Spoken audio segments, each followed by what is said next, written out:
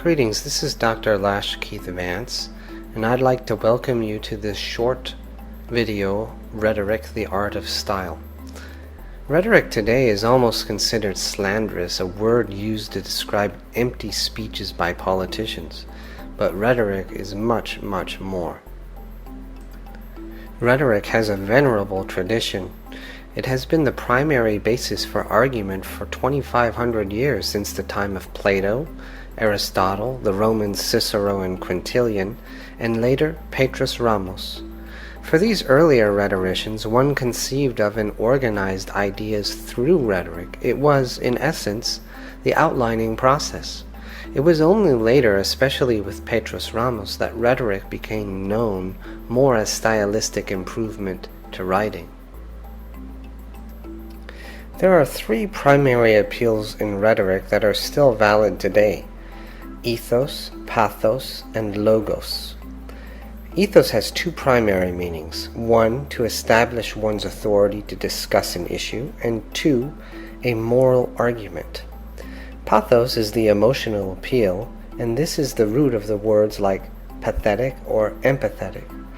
Many of the proposition advertisements one sees around election time, for instance, are pathos-based and seek to stir up emotion. Logos is the logical appeal, and it comes from the Greek for word. This appeal uses fact and logic to convince someone of an argument. Besides the three appeals, there are numerous rhetorical techniques that add both form and style to any presentation. Here are 6 of the most popular: use of fragments, word repetition, sentence structure repetition, rhetorical questions, figurative language with metaphors and similes, and personification. Sometimes authors intentionally use fragments to draw attention to an idea or a phrase, but beware of this technique, for overuse of fragments may simply show that you don't know your grammar. A few expeditious fragments can make your text dramatic. Professional authors use fragments all the time. Here are some examples. Ruins. Faded marble blocks left for ages were sorted by archaeologists. So here the fragment is ruins. It draws attention to the whole idea. Another example. Pale with the moonlight, dew gliding across ears. Puck would have been magical if he had chosen silence. So this little explanation from A Midsummer Night's Dream shows a couple fragments that begin, pale with the moonlight. It draws attention to the idea and truncates it at the same time.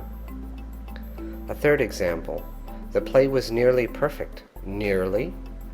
We use fragments all the time in speech, especially with intonation. So these are just a few examples of how fragments are very often used for effect.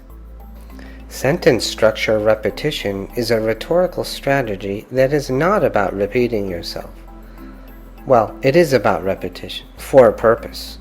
You can repeat the same consonant for alliteration, as in, the dale dwarves delved deep, or assonance, to keep what you reap is not cheap, or anaphora, which are sentence structures that are repeated, such as Martin Luther King's I have a dream.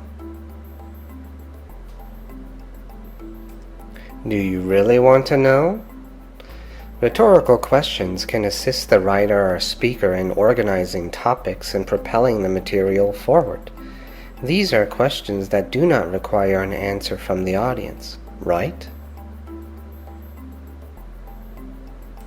Another important rhetorical technique is figurative language. Figurative language is like the salt and pepper to a speech or essay.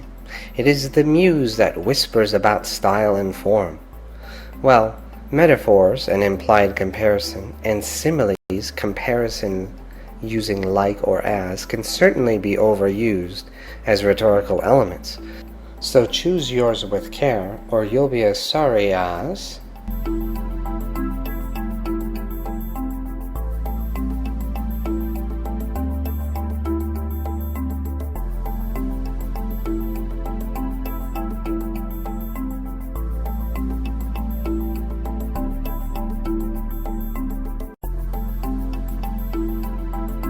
One of the most common rhetorical techniques is the use of personification.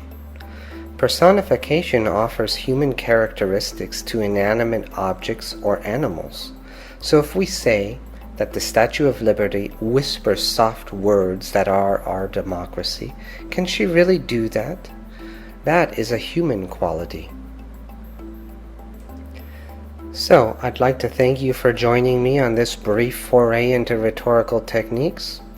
Recognizing them when you read makes the reading more enjoyable, and using them when you write can often dramatically improve your writing.